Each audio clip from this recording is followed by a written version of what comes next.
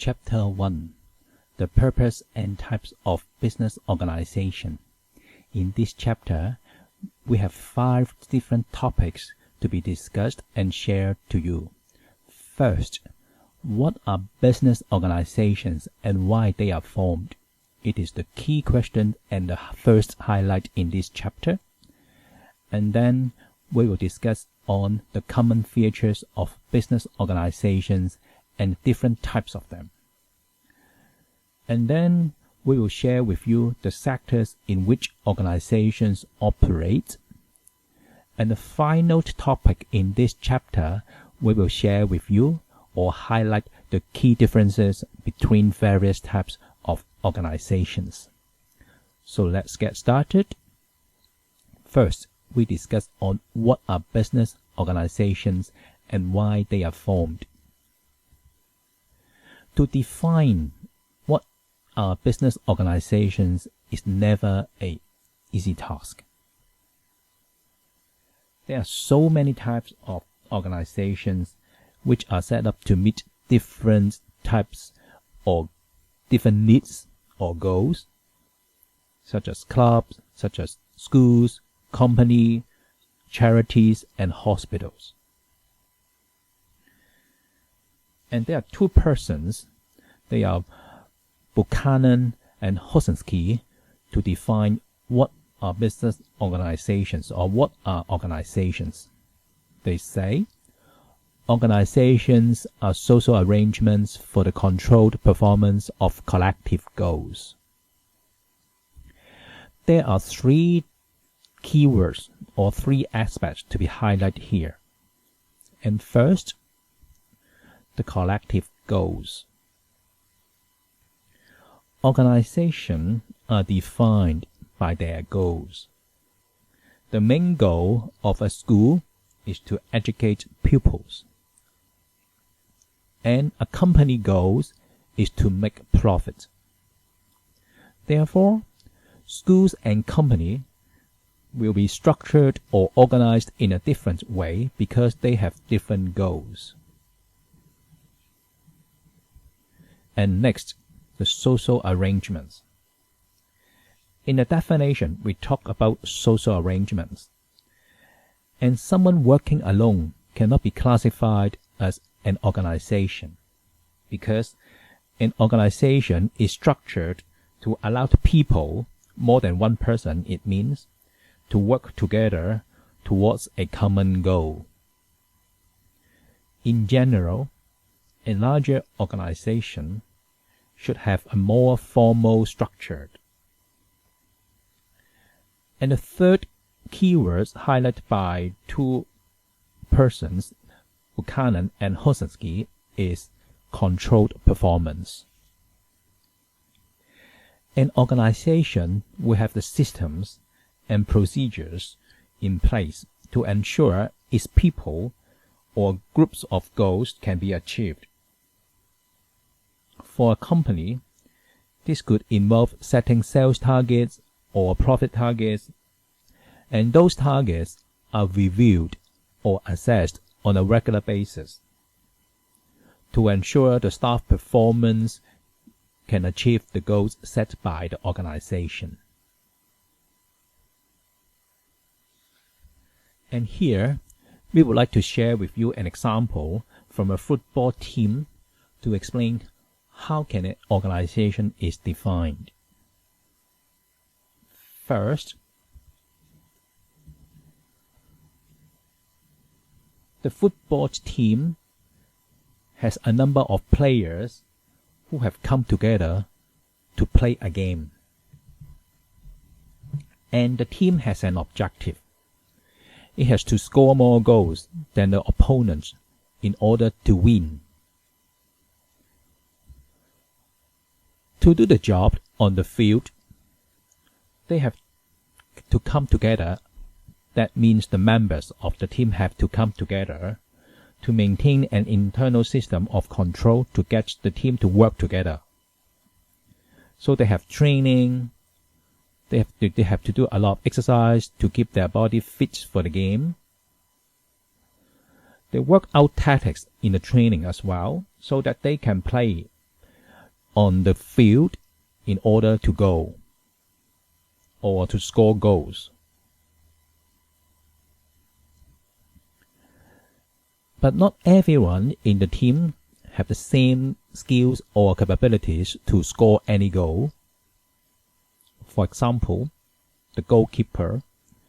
The goalkeeper has more experience in stopping goals being scored than those in the forward line in the team. And the forwarder should be the most capable persons in the team to score goals. Last but not the least, the team should have team spirit, so that everyone work well together, and the players are encouraged to do their best, both on and off the field.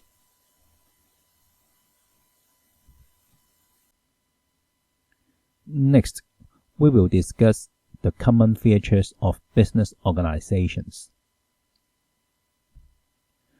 The reasons for having organizations because they can help people or they enable people to do three different things. First, organizations can help the people to share skills and knowledge. This can enable people to perform tasks that they would be unable to achieve on their own.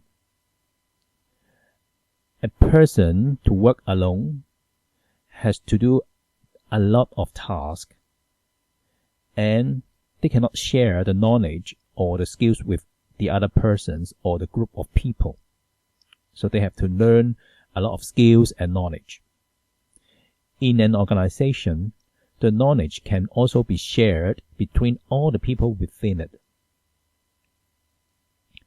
And the next reason for having organization is specialized or specialization. As I said, individual worker can have to do a lot of tasks if there's no organization. But the individual worker can concentrate on a limited type of activity in an organization.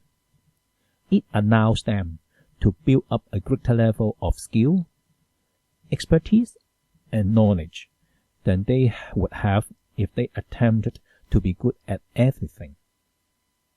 So it helps the people to specialize, to do a task perfect or almost perfect. And the final reason is to pool resources. An organization can pool the resources no matter it's money or time. In other words, an organization can improve the overall efficiency of all the people sum up together.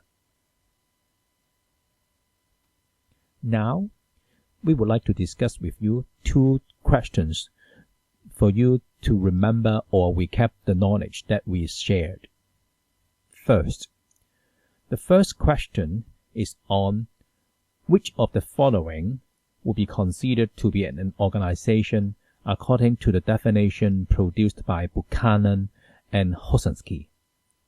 We have sole trader, we have tennis club, and we have hospital. In our lecture, we discussed the definition produced by Bukhan and Hosinski. We have highlighted three different topics or aspects in the definition. First, the collective goals. Second, social arrangements. And also the controlled performance.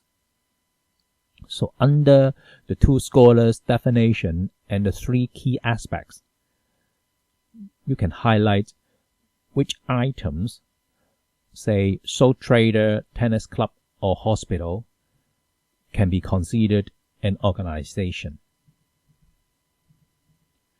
And the next question is about Daniel. It's about the common features of an organization.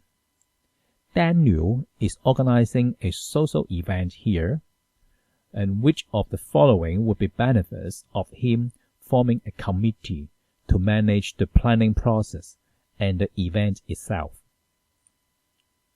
First, whether it would help to overcome his limitations by bringing on board other people with different skills to him. Next, it would save time through the joint efforts of everyone on the committee. Third, it would help to satisfy Daniel's social needs. And the fourth benefit proposed here is all members of the committee would have to be skilled in all aspects of managing the social events. We just discussed about the common features of organization and why, or the reasons to have organization. We discussed share skills and knowledge, specialize, and pool resources. So you can choose the answers from the list here and choose which answers can fit the reasons for having organizations as we discussed.